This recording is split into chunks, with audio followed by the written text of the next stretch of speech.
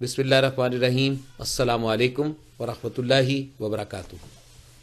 3 لوگ جن کی دعائیں اللہ تعالیٰ قبول فرماتے ہیں۔ حضرت ابو ہریرہ رضی اللہ عنہ سے روایت ہے کہ رسول اللہ صلی اللہ علیہ وسلم نے فرمایا 3 دعائیں قبول ہوتی ہیں: والد کی اپنے بیٹے کے بارے میں دعا، اور مظلوم کی دعا، اور مسافر کی دعا۔ اس حدیث میں دعا سے اچھی دعا اور بد دعا دونوں مراد ہیں۔